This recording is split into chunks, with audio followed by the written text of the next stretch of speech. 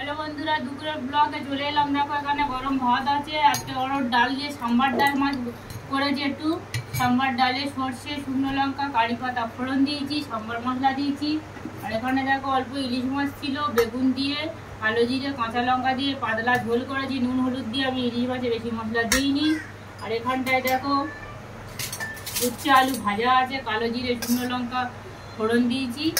और माছের ঝালের ডালের সাথে এখানে একটু আলু মেখেছি ভাজা লঙ্কা দিয়ে আর পেঁয়াজ দিয়ে। দাদা ভাই খাচ্ছে, খেয়ে দেখাও দাদা ভাই জলদি। तो खाना तो खाओ लो पहले, डाल ले लो। सांबार डाल